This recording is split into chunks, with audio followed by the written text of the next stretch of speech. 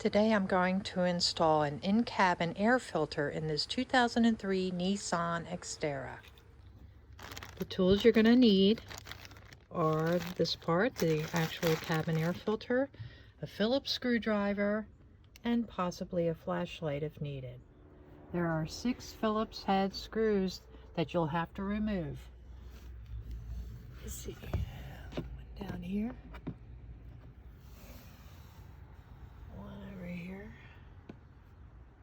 Bottom right, and inside you have the top one, these 2 in the center, and 1 to this right side. And I'll be right back after it's removed. You don't need to clean out your glove box. I'm going to take the whole unit. I'm supporting it right now. Everything is off, and I'm going to pull it all out in one unit. And you see, I'm going to place it on the seat. And now, you can see now the box down below. And this is just a cover plate right here. The arrow's pointing up. So what I do is pull up a little bit on the bottom. And then you'll see these little tabs in the middle. Oh, just fell down. So it basically is held in with these tabs. Gives you an idea of the pressure points. And just lay that to the side. Now that's your area that you need. There wasn't a cabin air filter in mine, so this is really a new addition to this vehicle. I want to mention that I put the screws on the floor mat where they came off, so it kind of makes it easier. They're all the same size though, so it doesn't really matter which screw goes where, but I kind of keep things together and makes it easy for the install. Now what came out of the actual OEM, I wanted to show you that the clip was on the inside of the package, so it might be difficult, you know, if you ask them, does the clip come with the filter, they would look at it and go, I don't see a clip. And it actually was on the inside mounted. So anyway, that might be if you're going OEM. So the kit comes with instructions, which are wonderful, and it also comes with a sticker to place on the inside, and also another sticker to help with keeping track of when you replaced it. I want to show you how this works. It's kind of like a puzzle piece. There are these grooves on the bottom, and it will interlock with each other when it's put in. Alright, so the first thing we're going to do, it doesn't matter which one you go with first. They're both designed the same way.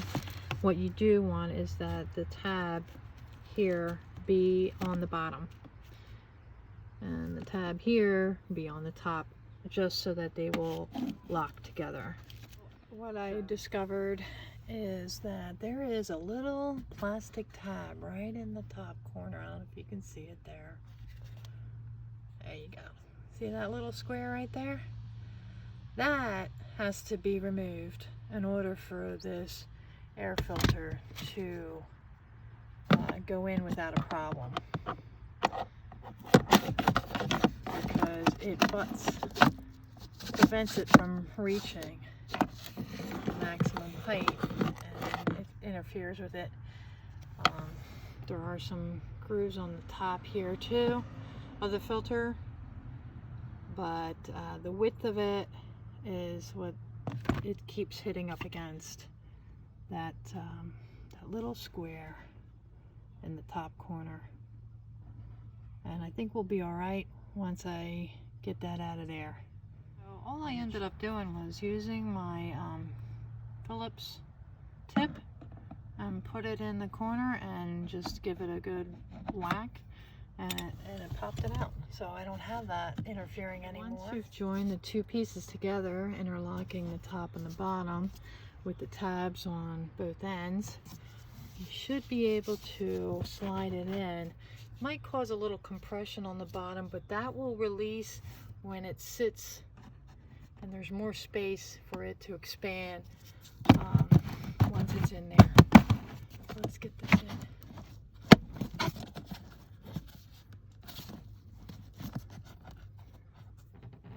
Sorry, I'm trying to do this with one hand, but that's about as tight as I'm going to be able to get it. I think I'll try, and the C-clip will clip here and compress against that. So I'm going to try squeezing this in a little tighter, and I'll be right back. You do want to press this up and get it as tight as you can. I don't know if you can see. There's just this foam here. Let me move that out, but it does take a little muscle to get it over that lip, but that's where you want it, in that position, to receive the C-clamp. And here, so we'll start that on the top.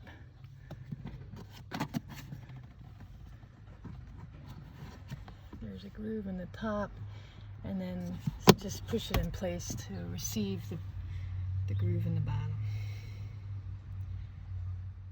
And so basically that's it. That's what it looks like when it's done. The old cover plate, I'm gonna hold on to that. Probably just keep it in my glove box or something. The reversal is basically if you want to use the stickers or not.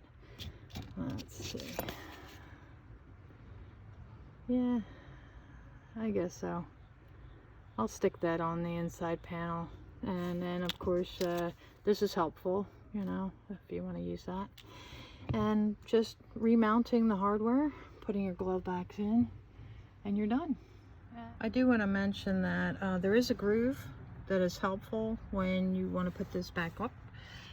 It does have a little knob, a little tab that sticks out on here, and that's important, so it's all lined up correctly when you put everything back in. Alright, there's your screw hole. Alright, and I did end up emptying out the glove box because it was too hard to hold everything with one hand and try to film. But note that there's two tabs here for this bracket. There's only one way you can put it on so that it closes properly, so there's really not too difficult to figure that out putting it back on. That completes this project. It took about 15 minutes. If you like, subscribe, and have a great day.